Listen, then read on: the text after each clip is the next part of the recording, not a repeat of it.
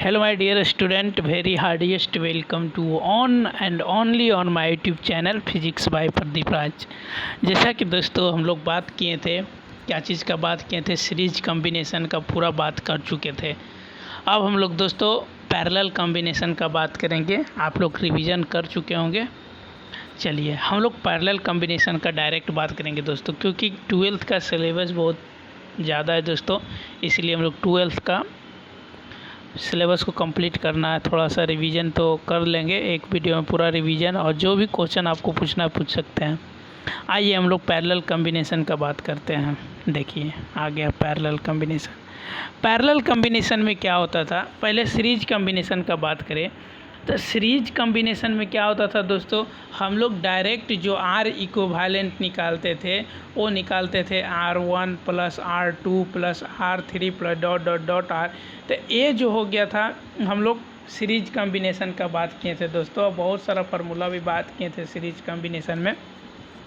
अब हम लोग पैरेलल कॉम्बिनेशन में बात करेंगे। क्या होता है पैरेलल कॉम्बिनेशन? देखिए जैसा कि आप लोग देख रहे हैं, दो या दो से ज़्यादा resistance are said to be in parallel. दो या दो से ज़्यादा रेसिस्टेंस वो जब पैरेलल में हो, अगर same potential difference develop across each resistance, यानी कि हर एक रेसिस्टेंस पे एक ही एम्पियर का करंट जाए, मतलब अगर एक एम्पियर पे, मतलब पोटेंशियल डिफरेंस एम्पियर का अगर बात करें तो पोटेंशियल डिफरेंस हर एक जगह पे, हर एक रेसिस्टेंस पे सेम हो, लेकिन जो वैल्यू होगा इलेक्ट्रिक करंट का वो डिफरेंट हो। वहाँ पे क्या होता था, करंट सेम होता था, लेकिन वहाँ पे पोटेंशियल डिफरेंस क्या होता था, डिफरेंस होता था। लेकिन यहाँ पैरेलल कॉम्बिनेशन में अलग है दोस्तों। पैरेलल कॉम्बिनेशन में बोलता है कि टू और more than two resistance are said to be parallel. हम लोग दो या दो से ज़्यादा को पैरेलल जब भी बोलेंगे अगर same potential difference develop across each resistance, हर एक रेसिस्टेंस से सेम पोटेंशियल एनर्जी, अगर दो का पोटेंशियल एनर्जी जा रहा है 2V, भी को हम लोग पोटेंशियल डिफरेंस से डिनोट करते हैं। तो अगर हर एक रेसिस्टेंस पे दो डिफरेंस पोटेंशियल डिफरेंस जा रहा है तो उसको हम लोग पैरेलल कॉम्बिनेशन कहेंगे, लेकिन उसका जो इलेक्ट्रिक करंट का जो वैल्यू होगा वो डिफरेंट होना चाहिए। तो हम लोग पैरेलल कॉम्बिनेशन का अच्छा से बात करते हैं दोस्तों। आइए सबसे पहले दोस्तों हम लोग एक क्या बनाते हैं, इस तरह से सर्किट बना रहे हैं। यहाँ पे हम लोग एक बैटरी लगा देते हैं। क्लियर दोस्तों? बैटरी लगाने के बाद देखिए यहाँ पे एक बैटरी लगा दिए इस तरह से, और एक इस तरह से ये दे दिए। ओ सॉरी, यहाँ से देखिए इस तरह से है, सॉरी। आइए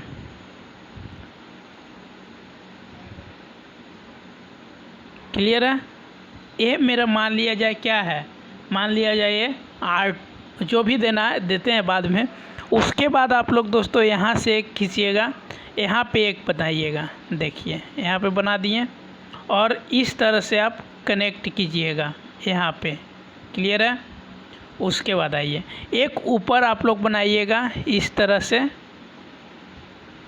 इस तरह से, और यहाँ पे कनेक्ट कर दीजिएगा। ये दोनों को कनेक्ट कर दिए। अब देखिए कलर चेंज करते हैं। इसको मान लीजिए आप लोग R1, और इसको आप लोग मान लीजिए R2, और इसको मान लीजिए R3। अच्छा ये देखिए आप पैरेलल है कि नहीं, ये भी पैरेलल है, ये भी पैरेलल है। पैरेलल है कहने का मतलब टच नहीं कर रहा है, इसको हम लोग पैरेलल कहेंगे। हम क्या बोले थे, यहाँ पे अगर V है, V मतलब पोटेंशियल डिफरेंस, हम बोले थे कि पोटेंशियल डिफरेंस हर एक जगह सेम होना चाहिए। तो देखिए यहाँ पे भी पोटेंशियल डिफरेंस क्या है, V है। यहाँ पे भी हम लोग V ही लेंगे, और यहाँ पे भी थर्ड रेसिस्टेंस के पास भी V ही लेंगे। ऐसा नहीं है, सीरीज में क्या होता था, पोटेंशियल डिफरेंस अलग अलग होता था।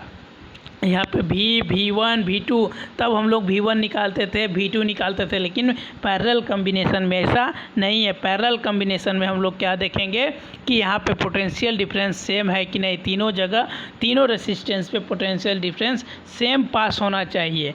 और यहाँ से हम लोग जैसे कि मान लिया जाए अगर ये V है, यहाँ पे पॉजिटिव और ये नेगेटिव होता है, इसी तरह से करंट जाएगा, आई जाएगा, इस तरह से करंट आई जाएगा, यहाँ से आई आई जाएगा I1 और यहाँ से I2 सब में जाएगा।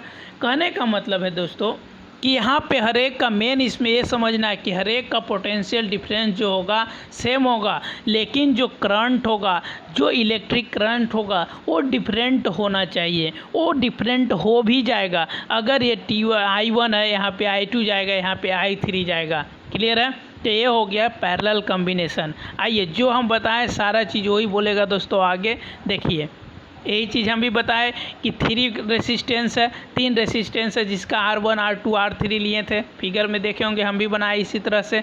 R1 का ये बात किया, R2 R3 देखिए भी सेम है। देखिए आप लोग यहाँ पे भी देखिए सेम है ना, भी ये भी देखिए भी सेम है। क्लियर है? और यहाँ पे R1 R2 R3 यहाँ पे आई जा रहा है। ठीक है, अब देखिए यहाँ पे क्या बात किया, ये देखिए आर इक्विवेलेंट। यहाँ पे देखिए हम लोग डायरेक्ट अगर आर इक्विवेलेंट सीरीज का निकालते थे तो हम लोग क्या करते थे, सीरीज का R1 plus R2 plus R, लेकिन इसका आर इक्विवेलेंट निकालना हो तो तुमको आर इक्विवेलेंट निकालना है इसमें, तो डायरेक्ट आर इक्विवेलेंट आप नहीं कर सकते हैं। यहाँ पे हम लोग करेंगे 1/r इक्विवेलेंट। तो 1/r इक्विवेलेंट हो जाएगा 1/r1 अब प्लस 1/r2 अब plus 1/r3 plus dot dot dot 1/rn। तो ये हो गया किसका, पैरेलल कॉम्बिनेशन का फार्मूला। वही चीज़ है दोस्तों, सब चीज़ देखिए सेम लाया है। देखिए यहाँ पे समझाते हैं आपको। ए आर इक्विवेलेंट लिया, बैटरी लिया, एक करंट को उठाया, V is equal to I R equivalent. हम लोग उधर फार्मूला बताए थे, आर इक्विवेलेंट V/I किया। उसी तरह से सारा चीज़ करते करते यहाँ पे देखिए आइएगा तो लास्ट में यही आइएगा 1/r इक्विवेलेंट, जो कि ज़रूरत है हमको उतना पूछता नहीं। तो 1/r इक्विवेलेंट क्या होगा, 1/r1 plus 1/r2 plus 1/r3, या फिर नेक्स्ट फार्मूला आइएगा तो वही होगा 1/r इक्विवेलेंट 1/r1। और हमेशा जो r इक्विवेलेंट होता है दोस्तों वो हमेशा छोटा होता है R1 से, R2 से, R3 से हमेशा छोटा होता है। मतलब कहने का मतलब कि जो रेसिस्टेंस है जो पैरेलल कॉम्बिनेशन का वो हमेशा R इक्विवेलेंट से बड़ा होता है, R इक्विवेलेंट से सब बड़ा होता है। जैसा कि हम लोग उसमें बात किए थे कि 2 रेसिस्टिविटी सर्किट हो तब क्या करेंगे, अगर एक रेसिस्टिविटी सर्किट हो तब क्या करेंगे, 3 गो हो तब क्या करेंगे। सीरीज में भी देखे थे इस तरह से। अगर 2 गो है, तो यहाँ पे V1 निकालने के लिए फार्मूला, V2 निकालने के लिए फार्मूला, R2 निकालने का फार्मूला सब बताए थे। यहाँ पे भी उसी तरह से है। 2 रेसिस्टिविटी सर्किट बोला तो देखिए R1 R2 ले लिए, I1 I2। देखिए हम क्या बोले, पैरेलल कॉम्बिनेशन में भी सेम होना चाहिए लेकिन करंट डिफरेंट होना चाहिए। तो आइए देखिए, आपका नहीं विश्वास है तो देखिए ये I1 करंट है और ये I2 है। देखिए डिफरेंट है कि नहीं, ये I1 है ये I2 है। मीन्स पैरेलल कॉम्बिनेशन में हमेशा जो होता है दोस्तों, ये हमेशा करंट जो होता है डिफरेंट होता है, लेकिन ये सीरीज कॉम्बिनेशन में हमेशा करंट क्या होता है, हमेशा करंट सेम होता है। यहाँ पोटेंशियल डिफरेंस सेम होता है, वहाँ पे करंट सेम होता है। यही है दोस्तों। आगे आइएगा तो डायरेक्ट इसका अगर फार्मूला आपको याद रखना है तो आपका डायरेक्ट फार्मूला भी याद रखिए, वही ठीक रहेगा। डायरेक्ट फार्मूला याद रखिए। तो अगर डायरेक्ट आई पूछता है, यहाँ से 2 रेसिस्टिविटी दे दे और आई पूछ दे, तो याद रखिएगा जो I1 दिया हुआ है इनटू जो R1 और प्लस जो R2 दिया हुआ है, R1 प्लस R2 और नीचे R2 कर दोगे तो तुम्हारा I निकल जाएगा। क्लियर है? चलिए एक बार आओ, आई निकालने के फर्स्ट में क्या पढ़े हैं, आई निकालने का रूल पढ़े हैं दोस्तों कि आई निकालना है तो आप बताएं सर कि जो I1 दिया हुआ है, जो एम्पियर करंट दिया हुआ है, इनटू R1 जो रेसिस्टेंस R1 और R2 जो दिया हुआ है, अब बाई R2 इसका वैल्यू पुट कीजिए, आपको यहाँ पे 2 रेसिस्टेंस का पैरेलल कॉम्बिनेशन का आई निकल जाएगा। क्लियर है? ठीक है। अच्छा सर आप I1 का तो आई का तो बता दिए सर, आप आई निकालने का फार्मूला बता दिए सर। अगर I1 निकालने के लिए दे दे तो देखिए पहले तो आई आप निकाल लिए, तो I1 निकालना है। तो I1 निकालने का फार्मूला याद रखिएगा दोस्तों, I1 निकालना है तो R2 को ऊपर कीजिएगा अब बट्टा R1 प्लस R2 कर दीजिएगा। देखिए ना, इस I को इधर लाओगे, I1 को इधर लाओगे तो EI इंटू में आएगा, I इंटू EI कर दीजिएगा तो ये I1 निकल गया। क्लियर है, I1 निकल गया। सर अब I2 भी निकालना है तो सर, तो आइए ना सर I2 भी निकालते हैं। अगर यहाँ पे दोस्तों देखिएगा I2 निकालना है तो I2 निकालना है तो हम लोग क्या किए थे, I1 निकालना था तो R2 कर रहे थे। अब I2 निकालना है तो R1 by R1 plus R2 कर दीजिएगा और इंटू I कर दीजिएगा तो मेरा I2 निकल जाएगा। क्लियर है दोस्तों, जैसे जैसे लिखे वैसे वैसे याद कीजिएगा। एक नोट आपको और बताना चाहेंगे, एक नोट और, कि जो I होता है, I जो होता है वो इन्वर्सली प्रोपोर्शनल होता है 1/R का, 1/R का। अगर हम लोग रेसिस्टेंस को बढ़ाएंगे तो करंट बढ़ेगा घटेगा, अगर करंट को बढ़ाएंगे तो रेसिस्टेंस घटेगा। ये चीज़ याद रखिएगा। I जो होता है वो इन्वर्सली प्रोपोर्शनल किसका होता है, वो इन्वर्सली प्रोपोर्शनल होता है R का। देखिए यहाँ पे I1 निकाला, यहाँ पे देखिए I1 आपका निकाला है, यहाँ पे देखिए I1 निकाला है, I1 R2/R1 plus R2 I2 भी निकाला है, यहाँ पे I भी वही जो बताए हैं। सही है। देखिए कुछ न्यूमेरिकल है जो कि न्यूमेरिकल हम लोग बाद में करवाएंगे दोस्तों, ऐसा नहीं कि न्यूमेरिकल नहीं करवाएंगे, लेकिन पहले थ्योरी हम लोग को पढ़ना है जो पूछता है एग्जाम में। हमको IIT का हम नहीं पढ़ा रहे हैं दोस्तों, हम पढ़ा रहे हैं बोर्ड का। आइए उसके बाद आता है मिक्स कॉम्बिनेशन। मिक्स कॉम्बिनेशन जो है बहुत ज़रूरत है इसमें से। सिर्फ हमको मिक्स कॉम्बिनेशन में ये नहीं पढ़ना है कि आपको सीरीज कॉम्बिनेशन और पैरेलल कॉम्बिनेशन का क्वेश्चन, इसमें हम लोग parallel combination, Wheatstone bridge, Kirchhoff rule क्या होता है, व्हीटस्टोन ब्रिज क्या होता है, ये सब सारा डील करना है जो कि पूछता है एग्जाम में। तो मिक्स फ्रैक्शन क्या होता है, मिक्स कॉम्बिनेशन क्या होता है। तो मिक्स कॉम्बिनेशन को दो तरह से बांटा गया। एगो combination of resistance with a single cell, अगर हम लोग एक बांटा किया सिंगल सेल में, तो सिंगल सेल में पैरेलल कॉम्बिनेशन बांटा, व्हीटस्टोन ब्रिज बांटा, उसके व्हीटस्टोन के बाद शायद किरचॉफ लॉ आता है, हाँ किरचॉफ लॉ आता है।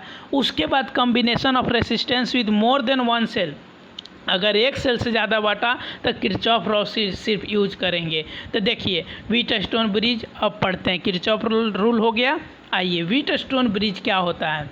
व्हीटस्टोन ब्रिज होता है दोस्तों, व्हीटस्टोन ब्रिज, आइए व्हीटस्टोन ब्रिज होता क्या है।